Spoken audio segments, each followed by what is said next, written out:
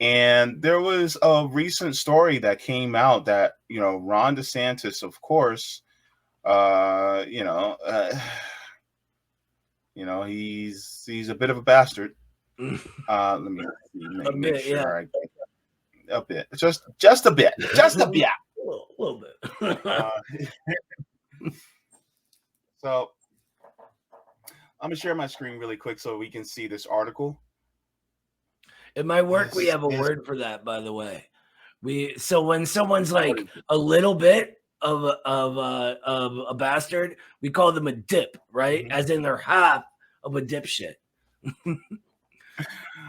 Nice. So this is a report. It says Governor Ron DeSantis signs legislation banning Chinese citizens from buying land in states. Have you heard about this? I haven't heard of this one yet. No, I thought you were talking about the one where he was signing the education thing to begin like teaching like wild lies about communism in schools. Like Yeah. like Stalin ate everyone's babies and their babies' babies, and yeah. Yeah, maybe a dingo ate your baby. No, no. No, it's Oh not. man, any Seinfeld reference is good with me. Yeah, Maybe a dingo ate your baby. yeah. Sorry. So this is going to be an interesting story. You're gonna be interested. It's out of Tallahassee. It says Governor Ron DeSantis on Monday signed 3 bills intended to curb the influence of the Chinese government in Florida. The measures will restrict land ownership in Florida by Chinese citizens, ban the use of Chinese-owned social media platforms such as TikTok and WeChat on government devices, and further limit colleges and universities from building relationships with foreign countries of concern such as China. DeSantis said, I'm sorry, go ahead. Just wow. For someone who pretends to talk about freedom, he's all about that authoritarianism when it suits him, right? Oh, of course, of course. What happened to a free marketplace of ideas, right? Mm-hmm. It continues, as DeSantis said the legislation, which will take effect on July 1st, makes it very clear that we don't. Okay, hold on. I got to do my voice. On July 1st, makes it very clear that we don't want the CCP, the Chinese Communist Party, and the Sunshine State. But anyway, I had you got to clown these people. I agree. I think it's funny because like look at his reasoning. They have established a position of economic might, of industrial hegemony, and their military is far stronger than it was 20 or 25 years ago, right? None of that says they have any ill intention towards the U.S. or anything but want to be friendly with the U.S. The Chinese have wanted friendly relations with the U.S. since the era of the Sino-Soviet split. Like with their, you got to understand that they're not the Soviets, right? They arose out of a very nationalistic revolution. Yes, it was a communist revolution, but at the same time, it was a peasant-led revolution. And this, like, as it adapts and develops, changes its character, right? But from the get-go, they were never interested in forcing Chinese ideology on anyone, on like sort of expanding the revolution the way the Soviet Union was as sort of the center of world revolution at the time. They leave it up to every other country to have our own revolutions in our own time and want to help flourish the entire world regardless of ideology. And they say this constantly. And I've actually seen like bad translations that take something like "we want friendly relations with the U.S." and completely mistranslate it into vaguely threatening statements. It's wild. Wow, that's crazy. So it continues, it says, quote, they have established a position of economic might, of industrial hegemony, and their military is far stronger today than it was 20 to 25 years ago, DeSantis said during a bill signing event in Brooksville. They have a leader who is very ideological and is intent on expanding CCP influence, not just in their region, but even around the globe. Here's my thing, though. A lot of us became communists because we saw how shitty capitalism is. Xi Jinping didn't have to say anything to us in order for us to realize, you know what, this capitalism thing isn't really working out for us. Maybe, just maybe, we should go in a different direction. Right? Xi Jinping did not whisper into my ear and say, "Hey kids, do you want some of that communist candy that we have in the van down by the river? We can give you that communist candy, huh?"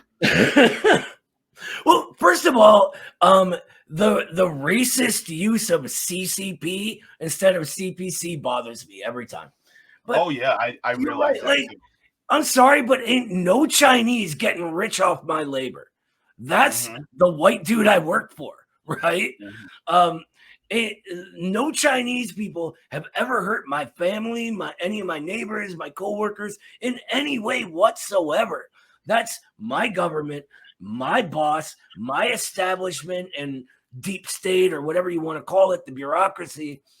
That's all our own ruling class doing that. They're not deteriorating our living standards. Our financial institutions are. Yeah. And so it gets on my nerves because they're trying to, it's like they call it the Chinese Communist Party when really it's the Communist Party of China. Just like there's a Communist Party of the United States, and there's communist parties all over the world. Communist Party of the United States. Yeah. I mean, it's literally called CPUSA. Yeah. Dear God. Since DeSantis had been working to build international credentials ahead of the anticipated presidential run in 2024, blamed the elites in our own country who for a generation have favored short-term profits for China. He did not specify the individuals. This is his cover of populism, right? To try to pull the Trump vote. It's BS. Yeah, I mean, with Trump, it's BS as well, but at least it's good BS. It's BS that gives you some entertainment value and actually took people in. But with him, it's just so naked. He's been part of one of those elites forever. At least Trump was knocking on the door trying to get in, and he had a lot of them telling him no. Yeah. So it talks about what the contents of the bill are. It says the most conscientious measure, SB 264, seeks to largely prevent Chinese citizens from purchasing land in Florida. The legislation would allow Chinese citizens with non-tourist visas to acquire single parcels that are under 2 acres and located at least 5 miles from military installations. In voting against the legislation last week, House Minority Leader Fentress Driscoll, a Tampa Democrat who is also an attorney, called the bill an overly broad and warned it could result in lawsuits by veering into the area of national origin discrimination. Now, what does this remind you of? Something happened in our past. What does this remind you of? This is how it always gets started. No matter, there's so many examples of shit like this. Stemming out of our sort of white supremacist past, especially, when that was overtly the stated ideology of the establishment, and it's always oh, there's some foreign danger, and it turns into Japanese internment, right, and things like that. Yeah. This one says, meanwhile, DeSantis signed a bill, SB 258, that expands on a September 2022 executive order directing the State Department of Management Services to create a list of prohibited social media applications that it considers security risks to block access on state-owned wireless networks. The bill came amid a national debate about restricting access to the widely popular TikTok app for security reasons. Now, we talked about the Restrict Act. Me and Sabby talked about it on RBN about how dangerous it is, because really it gives the government carte blanche to determine, where we, what platforms we use. And it basically is a free speech bill that prohibits free speech electronically. Right. And so DeSantis is trying to do the same thing statewide here in Florida. Yeah, it's funny because TikTok is a perfect example. Mm-hmm. I think we're on our 7th, maybe 8th ban from TikTok with Midwestern Marks. When the Chinese were actually running it, we were never banned. We're getting millions of views on all kinds of videos, just blowing up. And that's because of the really people-oriented algorithm that Tencent wrote. It's not based on centralization of capital and the ability to sort of throttle users into certain directions. The way we're finding out all of our social media is via the Twitter files, right? It is literally, no matter who you are, if you get something that got passed around, it could blow up. And that's why the Midwestern Marks Institute stuff was able to. And then I forget which bill it was, but they passed something that would no longer allow the Chinese company to have a controlling share. And they got all of these Department of Justice people in there, like literal ex-intelligence assets running TikTok in content management. Suddenly we're getting banned left and right. Our videos are throttled. We're getting less than 1/10 of the views we used to. It's wild the way they try to present our media as being this like free and objective thing, but it is the most censored media in the world. Chinese censorship is nothing compared to ours. Nothing. Yeah, and in fact, I actually had some notes based on this article, and I said, "Here's my notes." My note says, "This law shows that Ron DeSantis does not believe in the marketplace of ideas. Also, if he's so concerned with destructive ideologies, why doesn't he make a similar law for white supremacist groups and ideology? This tells you exactly who he is." Precisely. It's just like the entire government, right? They refuse to vote about an act of the UN that would outlaw anything that could promote Nazi ideology, right?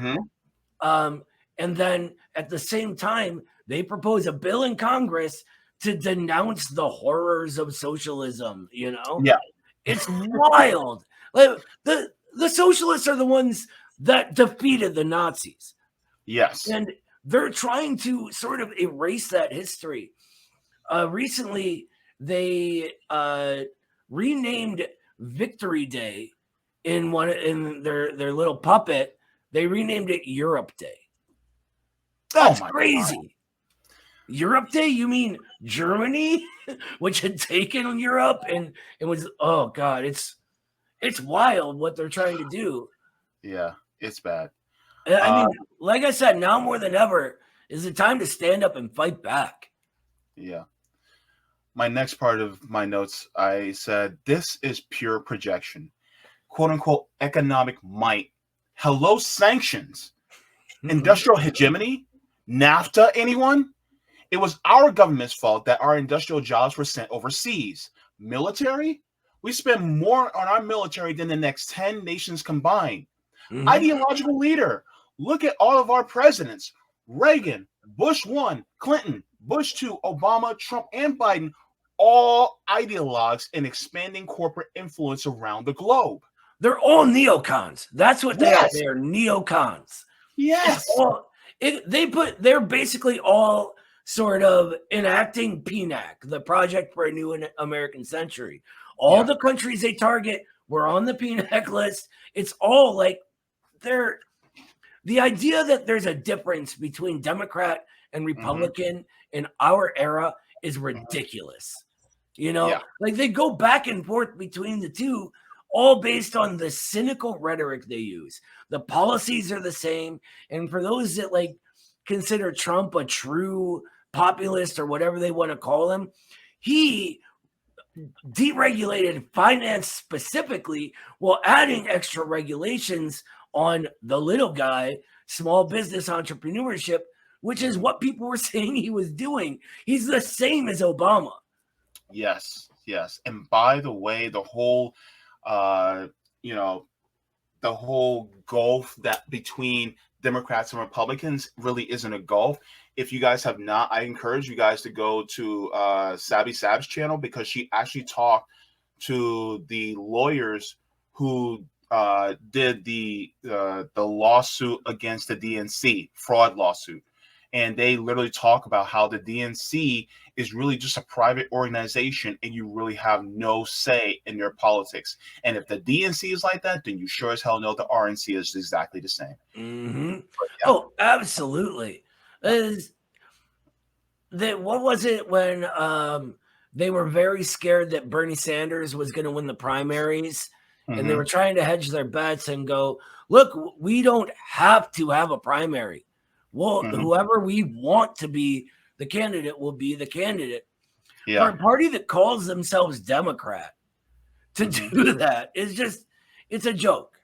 Yeah, the Democratic Party is no more Democrat than the Federal Express is part of the federal government. And by the way, they also act like they're like the anti-racist party and the socially progressive party. Literally, Joe Biden was like one of the biggest white chauvinists in the entire country, was saying you're not black if you don't vote for him. Literally trying to tell black people what it means to be black. Like it would be a comic book if it wasn't our real lives, you know? Yep. So the next part, I said, the elites in our country that, Ron DeSantis was pointing towards, like Harlan Crow. Remember Harlan Crow? He's the one that was giving all these gifts, millions and millions of dollars of gifts to Clarence Thomas, our Supreme Court Justice, Harlan Crow. Or what about Charles and David Koch, the Koch brothers? What about them? Or how about the Mercers that also fund him? Yeah, right. The whatchamacallit, the Sackler family. What about Elon Musk, Warren Buffett, Bill Gates? What about them? Right? Talk about the elites. Let's talk about them. Right. And let's talk about his involvement with them and getting like, it's wild because the way, let me go on a little tiny rant about finance capital. Okay. Sure. The way that our financial system is regulated or deregulated these days, it's something called regulatory capture that's happened, right? What happens is the government committees that are supposed to regulate our financial institutions, whoever donates the most to the party gets those seats, right? So all that happens is the financial institutions send their lobbyists in, donate the most, and it's literally Wells Fargo people or Chase people that are in those seats, then deregulating. The guy that, what was his name? One of the only like decently regulatory bills on finance, I forget it, but he'd written it, went back on it after getting a job at these financial institutions. All of it is one big revolving door. Barney Frank. Yeah. Yes. Barney Frank. Thank you. From Dodd-Frank. Yeah. Yeah. For Dodd-Frank. Yeah. Yeah. Because I talked about that a couple of weeks back. It was, man, these guys are crazy, man. And so I don't want to overstep, but also, they don't want these, Chinese people to own land. And my question is, what about Chinese billionaires like Jack Ma? I mean, he's a capitalist. I think I think it's a lot of it is directed at people like Jack Ma. But I don't know. There's always a couple layers to these things, you know? Yeah. So I'm not sure. You would think Ma's investment portfolios would obviously include real estate assets in the US, right? And to me, it seems like an internal contradiction of the financial bourgeoisie versus the Chinese national bourgeoisie, right? And Ma's sort of already been put in his place by the party a couple times in China when he just stepped out of line. But to me, it seems like a way to make sure they're monopolizing those assets and not allowing the free market to decide. It's when you get to the monopoly stage, it's all about power and trying to rake in those asset profits or capital gains rather than profits. Definitely. Section it's SB 258. It sets a dangerous precedent. This can be expanded to all of Florida and can be copied by other states to prohibit social media apps to be used by any citizens. And then he talks about academic freedom. What academic freedom? Restricting collaboration is now freedom? And I said, the Chinese Exclusion Act was signed 141 years ago this month. So that's what this reminds me of, the Chinese Exclusion Act. The Chinese... I'm sorry, go ahead. No, I was just agreeing with you. I said, oh, yeah. Yeah. And so I actually wanted to get into that as well. And this is out of archives.gov, and it actually talks about the Chinese Exclusion Act.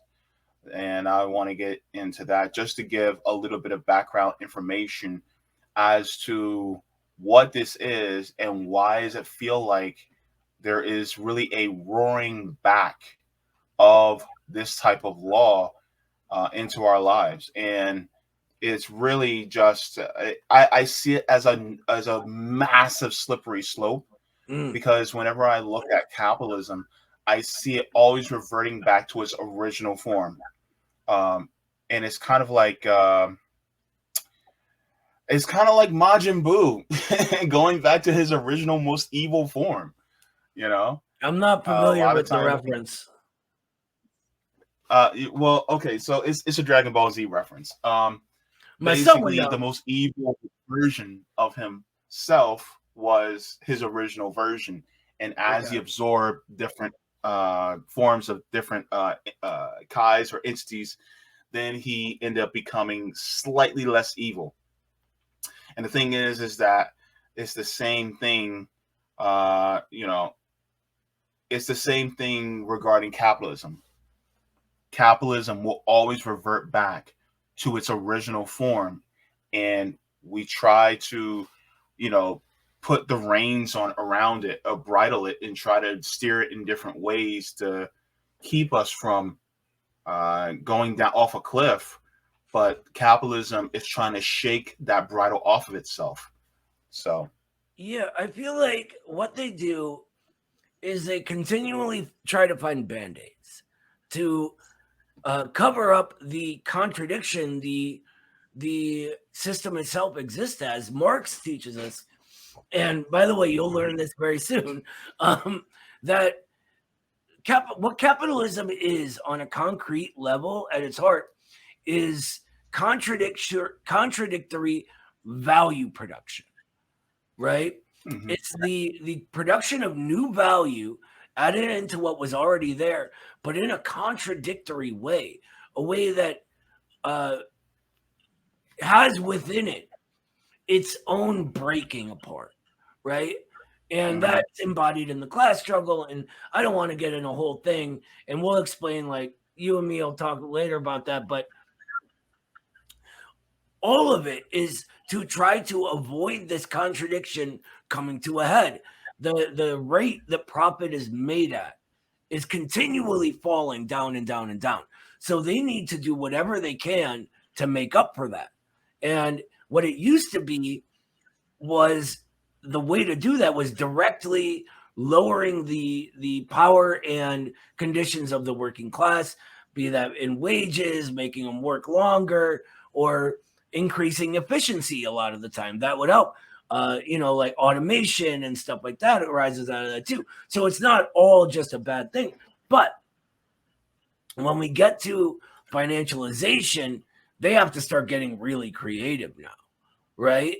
Because they're making they're accumulating capital no longer by producing the things we need, but instead by these assets. And so you'll see stuff like this in trying to monopolize these real estate properties, which are assets, and they'll try to frame it as sort of helping the American people. Oh, the evil Chinese are going to steal all the property that you could have and blah, blah, blah. But it's all asset accumulation. And it's got to come to a head because this system is also contradictory. Yeah, definitely.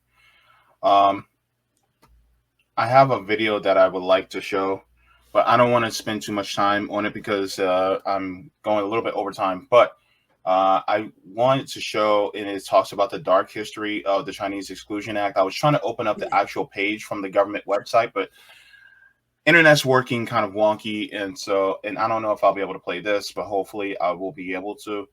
It's just this thing is constantly it's buffering like crazy. But I hope it works. Yeah, I'm interested in this as well. I don't know a whole lot about that, so I'm excited.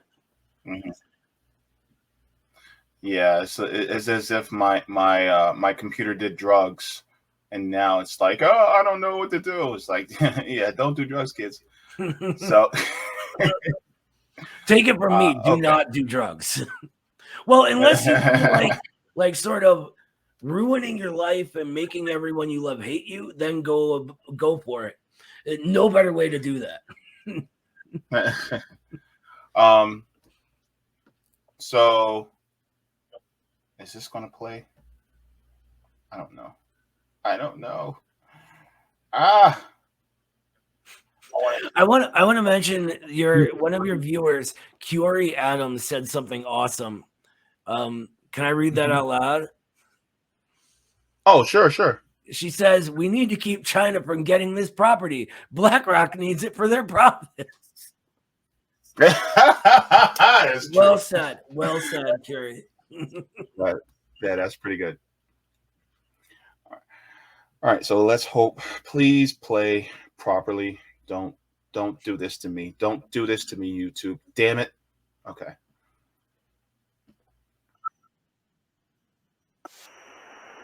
It says the statue represents liberty, holding a torch which lights the passage. But are the Chinese allowed to come? So, oh, please don't. Let me see.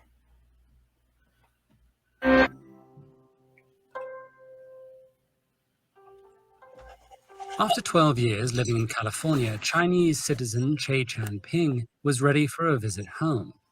He procured the necessary documents for his departure and return journey and set sail for China, where he spent the next year reconnecting with friends and family. But when he returned to San Francisco on October 8, 1888, Ping and his fellow immigrant passengers were forbidden to disembark.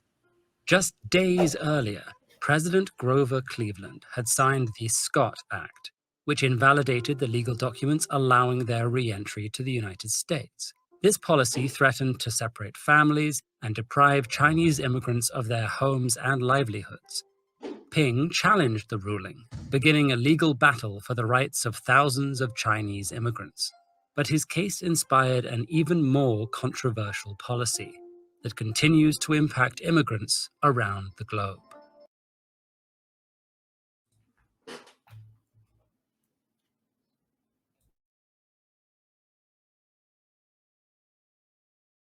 Oh, I think it froze, brother.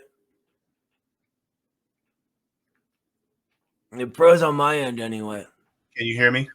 Yes. Sorry. Yeah. Okay.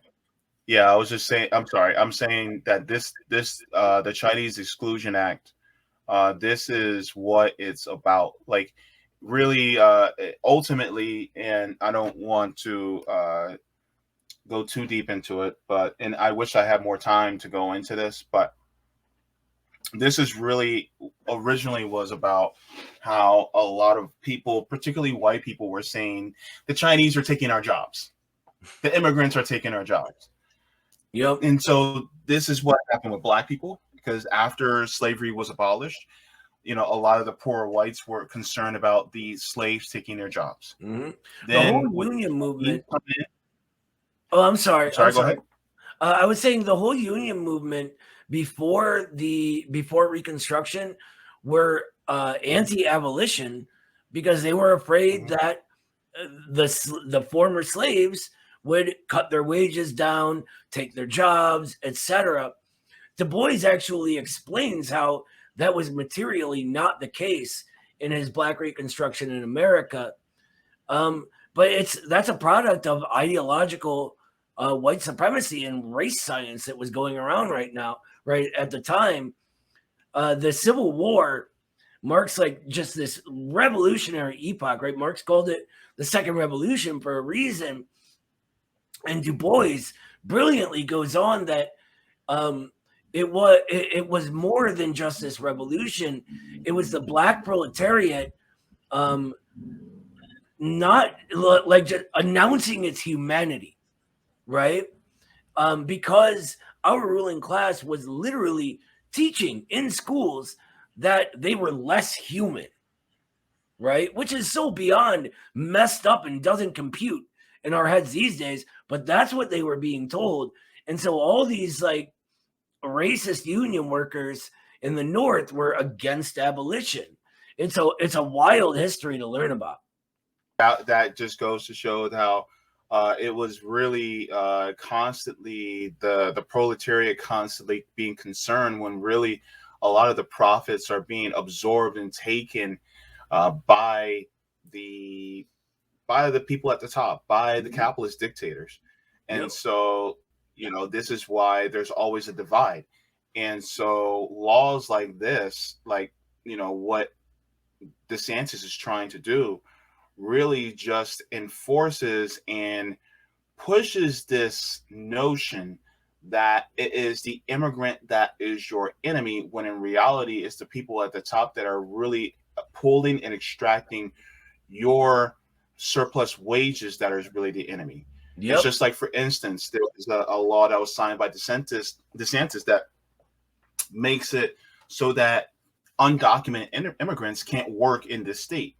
While it may be good for some of the local people here, so that they can work those jobs. A lot of them do not want to work those jobs, number one. Number two, why is it that these jobs don't make as much? And why is it that these jobs are, these workers don't get treated as well? It's because of their undocumented status, because they cannot fight for these things. Mm-hmm. But even if, you were to replace these workers with workers who are documented or, citizens of this state, the problem is that the citizens who are working are still going to get exploited by these people at the top. So it doesn't fix the problem.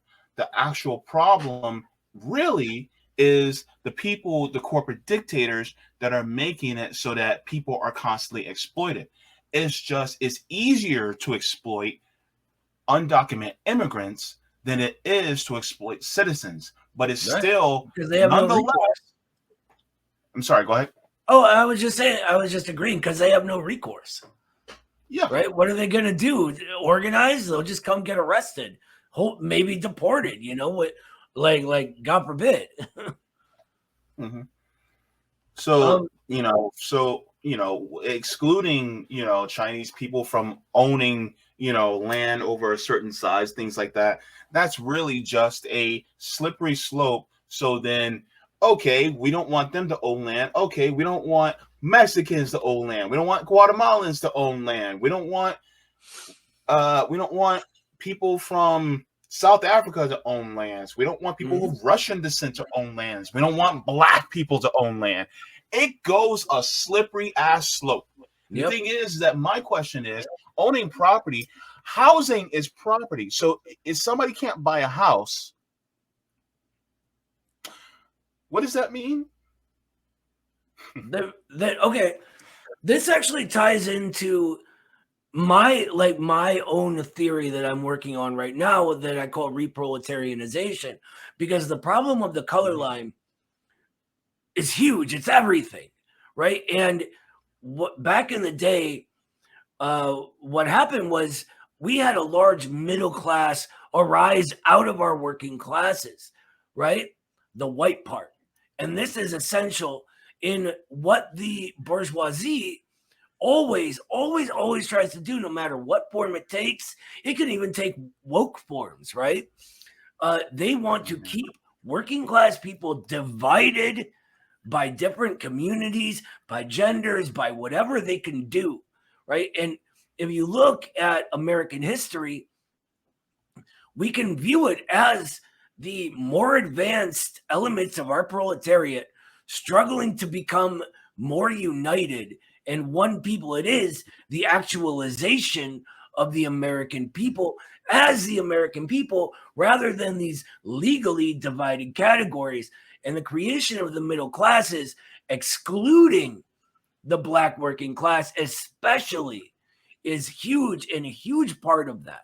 And that was a real shot in the arm for what Du Bois used to call the American assumption, which, without getting really in depth about it, is sort of the notion that you can pull yourself up by your bootstraps, right? And it drove the division necessary for the bourgeoisie to continue on in a time of very militant class struggle. And right before we reached one of our most revolutionary periods in history, the political revolution that we call the Civil Rights Movement, which changed our base social relations forever, you know? And so this is what I view this as is another attempt to keep people separated, to keep us divided and keep us fighting each other or whatever else they want to do.